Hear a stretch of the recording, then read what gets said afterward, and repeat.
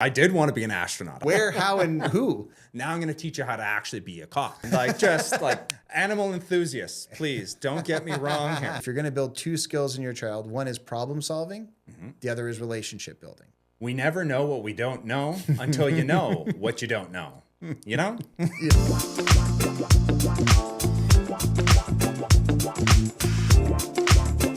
Hey guys, and welcome back to another episode of Real Stories. I'm your host, Jordan Silvester. Today we've got Sean Santoro. He's a mortgage broker with TMG. Hey Sean, how's it going? I'm good, buddy. How are you? Good.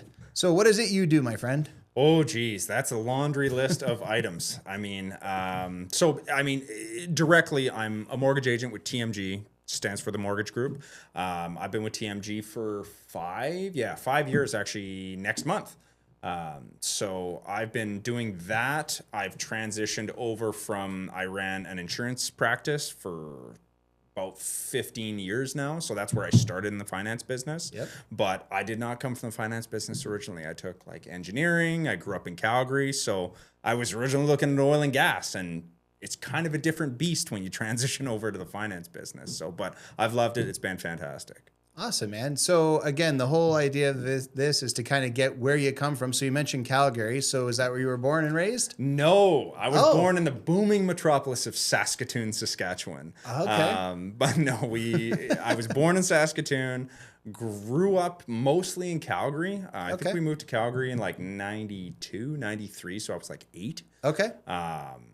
But I spent 25 years in Calgary. So most of my life has been in Calgary. Gotcha. And we didn't move to Windsor until October of 2017. 2017. Yeah, Okay. So you've now been here, that's 8 years. Yeah, coming up on 8 years here. Yeah. Congrats, man. Thank you. When you're looking back at, so in Saskatoon, so you started school there then? Yeah, elementary. Grade 1, grade 2. And then so when you think back to your childhood and kind of like you said, okay, oil and gas was the thing you brought up. So when you think back, so when I grew up as a kid, right, it was astronaut, police officer. What was it for you? Is it different in Calgary than it would be here in Ontario? No, I had all very similar, actually. I did want to be an astronaut. I had a telescope and everything, and it was cool setup. But once, you finish school, I went to SAIT, which is a technical school. Okay. I took petroleum engineering there. I took a 2-year diploma program, finished, started working for a company, and was just kind of getting my feet wet into the oil and gas business. And the reason why a lot of people, kind of think that way is because, it's Calgary. There's tons of oil and gas business there. Right. They've done a good job of diversifying over the last 12 years. But that was really where a lot of people kind of focused on where their career is going to at least start anyways. And I was one of them. So that's kind of how I got into it. And Calgary, it's a whole other beast in the oil and gas business. So then you transitioned into insurance. So Correct. What timeline? Okay, so we go high school. We're getting out of high school. We go into the oil and gas for a minute. Yep. And then from the oil and gas, we transition to insurance? Correct. Yeah. So I started in oil and gas in about 2007, 2008. Okay. An ideal time to get in because it was still at $150 a barrel. Right. West Texas Intermediate. And there was tons of oil and gas jobs. I started working for a company, and it was almost more like a construction company. The way that they were set up is everything was done based on projects. Right. So after 2008, 2009, the global financial crisis, oil markets got hit.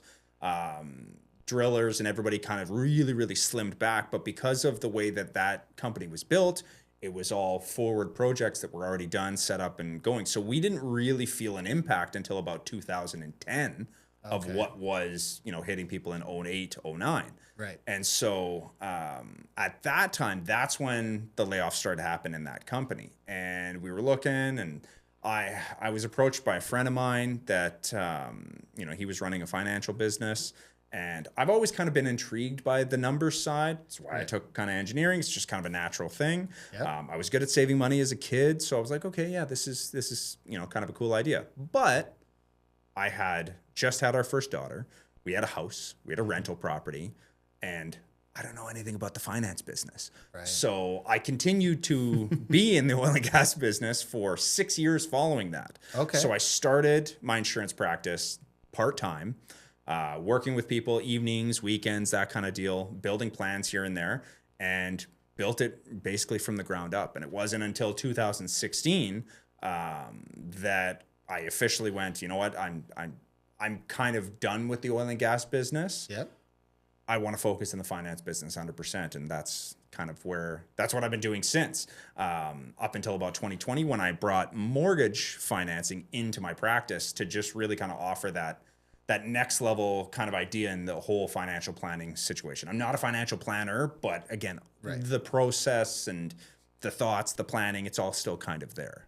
Right. So when you talk about investment, you're looking at it going, okay, so I've got mortgages on one side, I've got the investment portfolio on the other. So it's basically like, till you're ready to purchase your home, here's an opportunity to invest and build wealth so that you can save the down payment, get yourself into a better position, whether that's through the RRSPs or other types of pieces of the puzzle to just build it. Now, you, again, in that time frame from Calgary to Windsor, you said that was 2017? Correct. Yeah. So 2016 is where I effectively said, okay, full time, I'm doing this.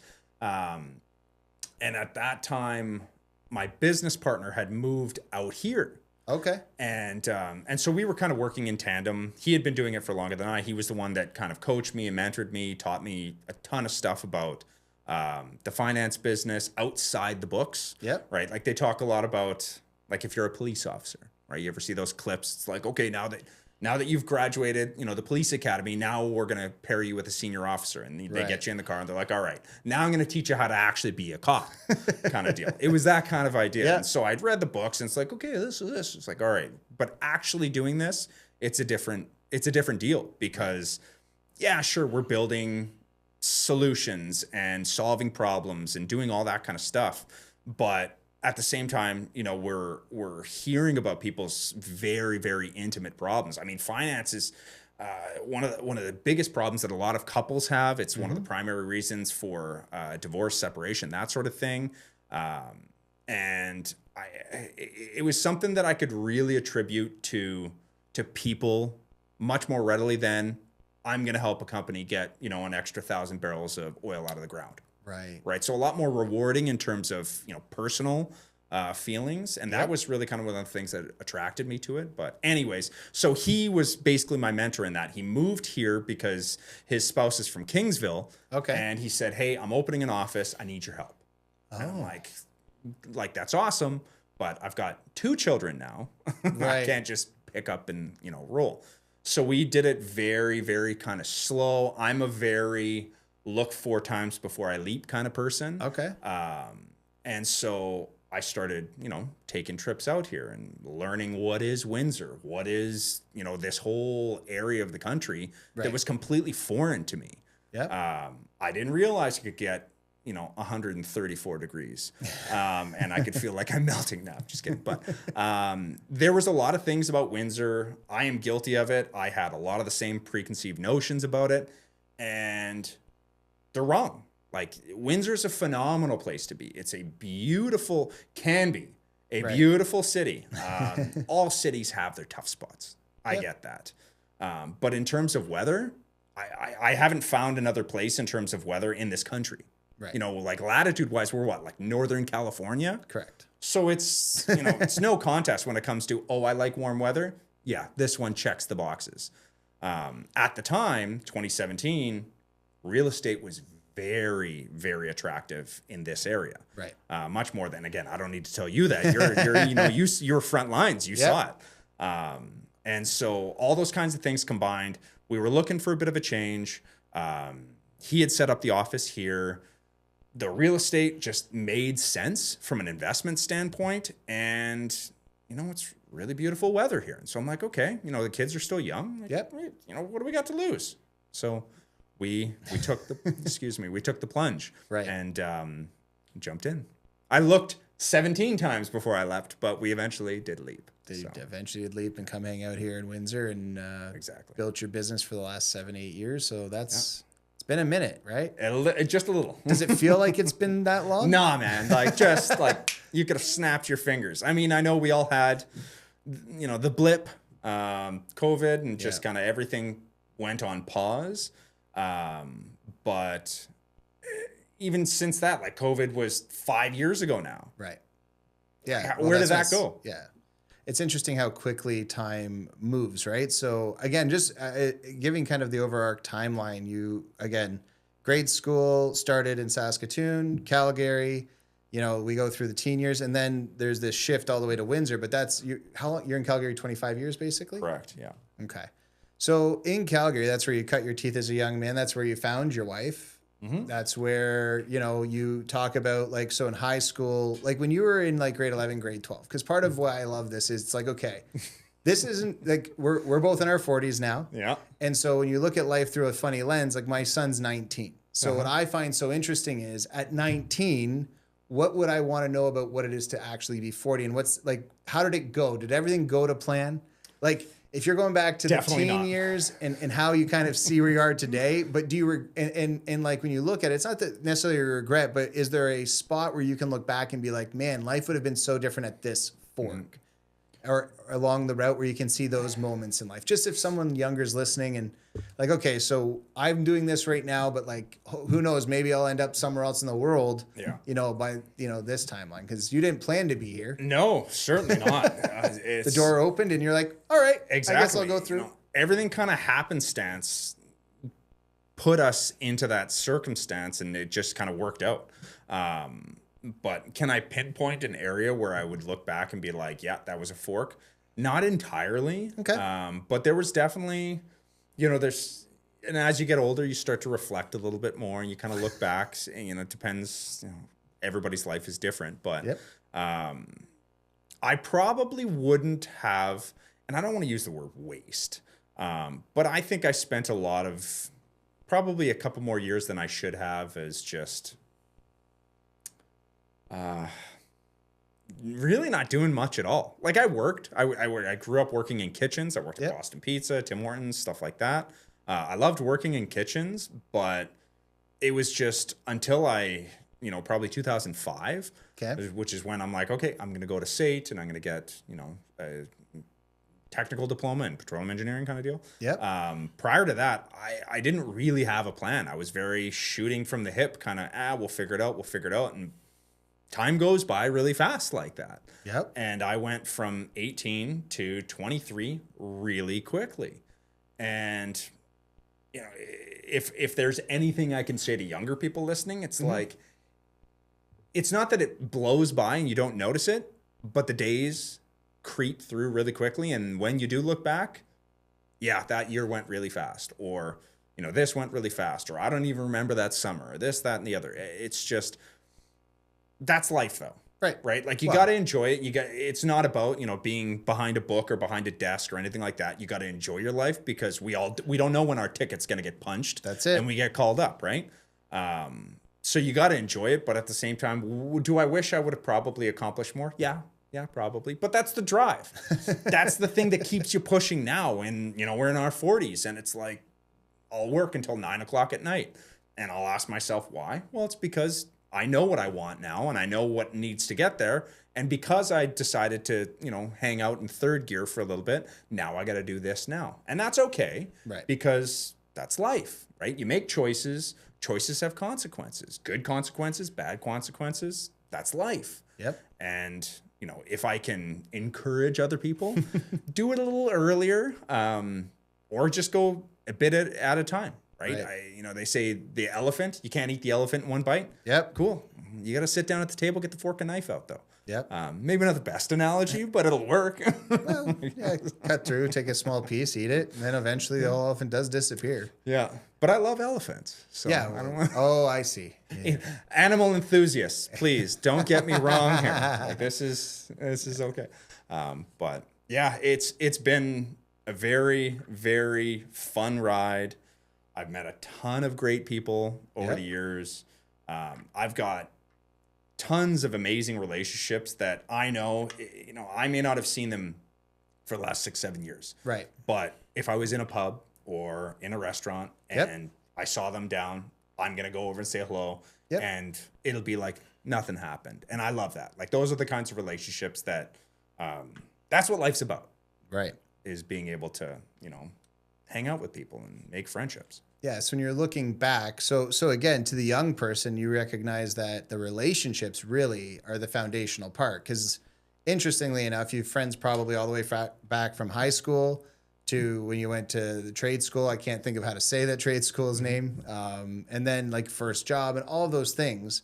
Because you go back to Calgary every once in a while to see family and stuff. So you probably bump into people, but when you get there, it's like you catch right back up with where things are. Where are they at in their life, kids, family, adventures, right? And so it's so interesting because, again, I've learned that the most valuable asset I have in my world is my relationships. Absolutely. Money comes and goes, you know, all of the things come and go. But at the end of the day, the relationships are how we sustain our lives. Exactly. And that's the thing, right? Like when I go back to Calgary, I'm going to go and I'm going to see my buddies that I grew up with, right? And some of these people I've known them since grade 3, you know, grade 4. And you can't really put a value on that kind of thing, that kind of relationship. Is I know there's certain people in this world that I know if I called and it's 2 a.m, like, hey, I am broken down here. I need you, buddy. Right. They would come. Right. And it's not always the person that I've known for 30 years that'll do that. Sometimes you just meet genuinely good people. And I've known them for 2 years. It's like, hey, man, I'm sorry I'm bothering you at 2 a.m, but so that's the thing. And you never know what you're going to find in a person until you chat and you get to know them and you build that relationship. Right. Yep. And sometimes you just hit it off. Yeah. You get to know human beings. And so for the young people out there, you're married. You've been married happily for... I've been with Brienne since 2007 November. Oh, okay. We met at a Flames game. Okay. Go Flames, go. But I was cheering for the Oilers. Unfortunately, they didn't make it. They didn't make it past the Panthers again this year, but let's hope for next year. But anyways, we met at a Flames game.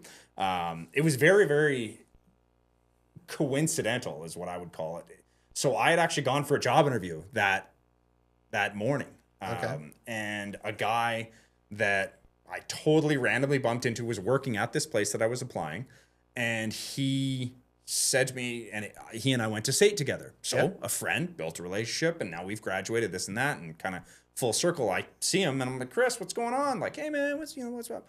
Oh, I'm just here applying for the job, blah, blah, blah, blah. You know, you're going to be my boss? What's the deal?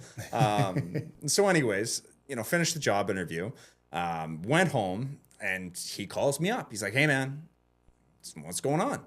You still got your suit on? Yeah, why? He's like, well, we're going to Flames game tonight. I'm like, well, that's awesome. But what do I need a suit for? Like, I'll wear my jersey. He's like, no, we've got box seats. And I'm like, what? I've never, ever sat in the box before. Wow. I've always thought about it, loved it, and I would, you know, we'd be at games and I'd see the people. I'm just like, man, one of these days, I'm gonna make it in that box. I'm gonna make it. Sure enough, he calls. He's like, hey, what's going on? Let's go. I'm like, cool, sounds good. And Brienne, very coincidentally, what's the word?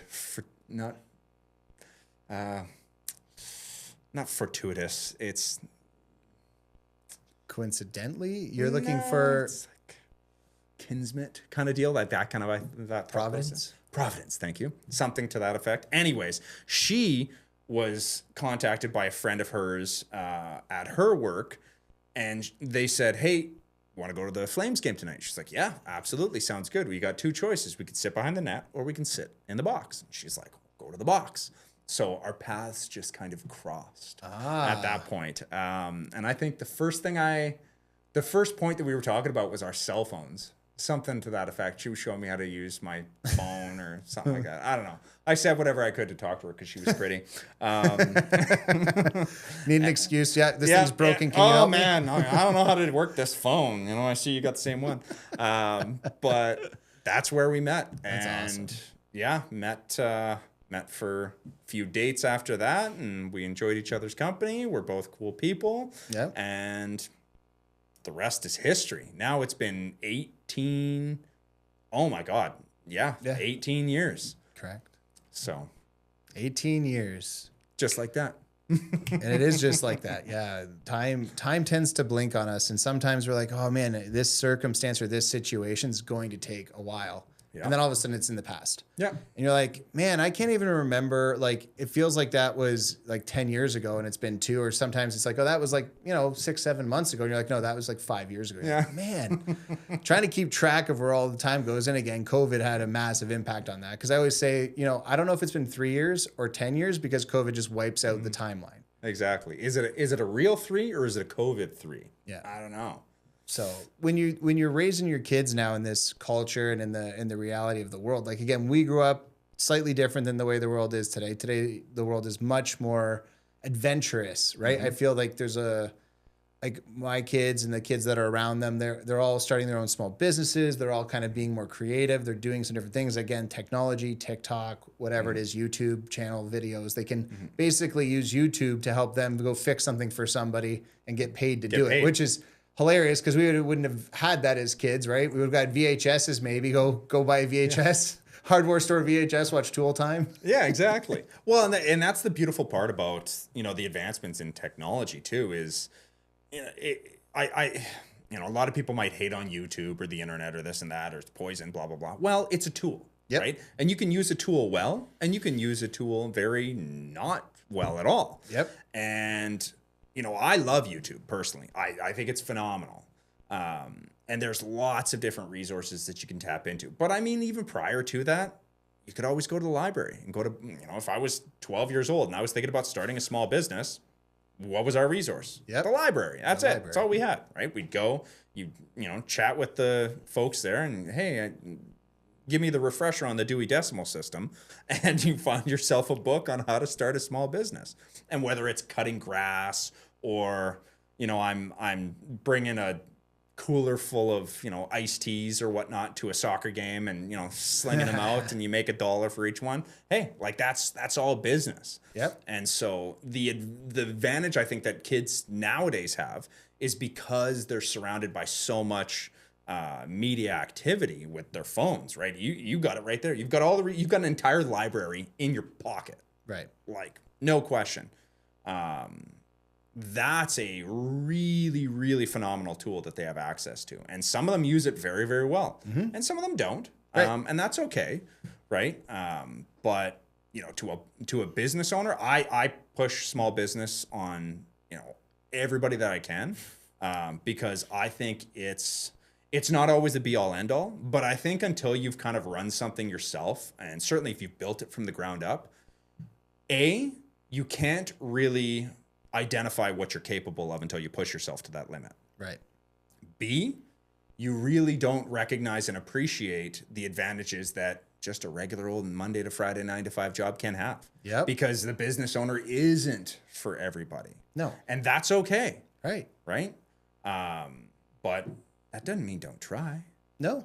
Hey, you run your own business. Here's the thing. There's nothing wrong with a regular job. A Absolutely. 9-to-5 work, enjoy life. You get your weekends, you get your vacations.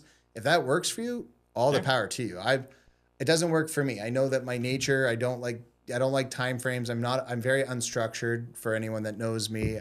So again, when I look at it, it's like using the tools around us today, using AI, using other tools and circumstances have been massive to help grow wealth, grow content. It's interesting because you're like, oh, how do I do this? A lot of times you just ask it. Yeah. So today it's not even, I don't even necessarily have to have the greatest idea. I just have to have a curious question that leads to the end result. And that's what I find so interesting about kids is they come up with the questions. You're like, how did you do that? Well, I watched this video and then I thought about this and then I Googled that, and you're like, all right, brilliant. That's just so interesting to see how they work, because again, like I still am a bit of a dinosaur with technology, even though I'm starting to use it. It's interesting because I've always just sort of done things this way, and I never really thought to be curious and ask a different question. But kids are like, well, why do it that way when this? And you're like, my son comes up, he's like, hey, Dad, I'm doing this. I'm like, you're doing what? Where, how, and who? Right. And it's like, because in my head, I'm like you said, well, you got to go to the library or at least talk to somebody in that field. It's like, well, I realistically am through the technology. And I'm like, that's so interesting. And so many people will communicate. Totally. Right? Like you're a business owner. If somebody wanted to do what you do, you'd sit down and have coffee with them and teach them. I always do. Yeah. Right? It's, whether it's a coffee or you just want a quick chat, like I am always happy to answer questions like, hey, how did you do this? How did you get into it? How do you get started? Yeah, sure. Boom, boom, boom, boom. And can you ask, ChatGPT that? Sure, you can. But ChatGPT may not tell you the things that you really may want to know because it's just, again, it's a robot, and that's okay. Yep. It's going to give you your nuts and bolts, but if you want to know what the feeling of being, a mortgage agent or an insurance agent, what that feels like, what's the day-to-day, what's the activity, and, that you need to get from a person. Yep. Well, it's the emotion, right? And so again, I want to sell houses. I'm like, that's part of the job, but really you're a counselor. Just like you said earlier, right? We deal with people in death. We deal with people in divorce. We deal with first-time home buyers who are just getting their feet wet, spending all this money and doing these things. Like, you're always dealing with a different level of emotion. Sometimes there's multiple people. Sometimes it's just one. It's an interesting world to live in. And that's, again, when I think back, I don't know who told it to me, but if you're going to build two skills in your child, one is problem solving, the other is relationship building. If you can do those two things well, you win the game of life. Because if you learn how to problem solve, that and part of that's knowing who to ask the right question to, right? And so for me, and I think about that all the time, especially as I'm getting older, it's like the more you seek advice, the better off you likely are than if you think you know what you think you know. Yeah. Yeah, and that's the thing. And I remember I've heard it a couple of times, but we never know what we don't know until you know what you don't know. You know? And I can't remember who said that, but it's very, very accurate. And it's just, there's always these other aspects from the business owner standpoint is you got to, number one, you can't be afraid to ask. You got to ask for the business. And it doesn't matter what you're selling. You're selling popcorn. You're selling cruise tickets. You're selling insurance. Like, if you're not asking for the business, well, you're probably not going to be doing a ton of it. You might get here and there, but you're probably not going to hit the targets that you're planning to hit if you're not doing those kinds of activities, right? Yeah. And that's a big one for me because I was not good at asking. It's one of those muscles. It is a muscle. Like, you need to exercise that muscle, and it feels awkward, and you feel exposed, and you feel like, oh my God, they're not going to want to talk to me or this, or I'm bothering them. It's like, eventually you hit a point. It's like, all right. And you kind of got to flip the thought process on it is it comes back to the problem solving thing. The best solution you can provide is that to a problem.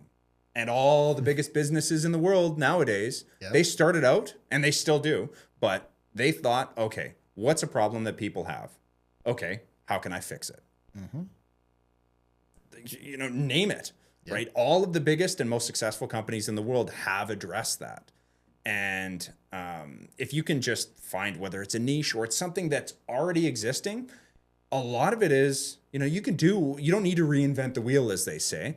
Just do the same things that the successful people have done. Yep. And the crazy part is they write books, they put on podcasts, and they tell you how to do it. But all of the planning in the world ain't going to do you any good if you don't put it into action. Right? You can read about how to drive a car, but until you put it into drive, you've just studied how to drive a car, but you haven't driven a car. Right? Go to the bumper cars if you're nervous. Get that figured out, and then maybe not jump onto EC Row or the 401, but you hang out in the parking lots. Yes, my daughter has just gotten her driver's license, so it is interesting. It's the overturning and underturning. That's the interesting thing is to remember the car actually, when you let go of the wheel, will go back to going straight. Yeah. So it's little things. It's funny because, again, I don't even think about that because it's autopilot. Yeah. You just learn the car does it. But when you're first driving, right, you think you have to actually control the whole car. Turn it all the way back. Exactly. It actually drives a lot of itself. Yeah. And so it's interesting, right? The more perspectives and random little nuances where my brain starts to think, interesting, because I wouldn't have thought about it this way till I was driving with her. Because I haven't had to do that since I learned, and it's been a minute, right? 25 years ago, basically, when I learned to drive. So, which I don't like talking about when I can speak in quarter centuries. It just seems wrong. I am too young to speak in that language, but it is what it is. Yeah. But hey, man, it's been awesome having you on the podcast today. Do you have anything, like any book, any cool podcast that you do listen to, any other resource that you would, if you're talking to 19, 20, 30-year-old self, somewhere, you know what I mean? Who's like, all right, I love what you guys are saying. I love to hear what you're talking about. How would I, get more or do more around it? Yeah. So Gary Vaynerchuk's got a ton of content online, and he's a big promoter of business. I like listening to some Mark Cuban stuff. He's got some decent info out there. I mean, Grant Cardone is going to put you into a seminar, and that's cool. You can learn a lot from some of those seminars, but if you like getting a lot of the free information, he's got some of that too, because those seminars are not cheap. But again, if you're okay and you're investing in yourself and you're going to put it into action, not just take 15 pages of notes at his $10,000 seminar and then, not do what you wrote down in the notes. Action is going to speak louder than words. Wow. Who would have thought that would have come into play? God, am I coining my parents? Jeez. They seem a lot smarter these days. Right? It's concerning. The day that, we reflect back and you're just like, God, I sound just like my parents. So when I was a little jerk, when I was a teenager, they were right this whole time? God, man. I'm just waiting for that day with my kids. Yeah. I think that's the whole life cycle of humanity. It's like, we have children to watch them exactly do what we know. Like it's like you don't think we know what you're about to do. We did those things. And every parent goes through the same cycle though. Like everyone knows, oh yeah, my kids are doing that. Like no one's surprised by it, but you have to learn. Yeah. That's also like failing forward is better than not taking a step at all. Yeah. It's not to say go about doing it wrong, but do the best you can with what you know. And then when you don't know, either ask for support or go to Google or somewhere else to try to help bring better things. Stop and make a correction. Exactly. Right.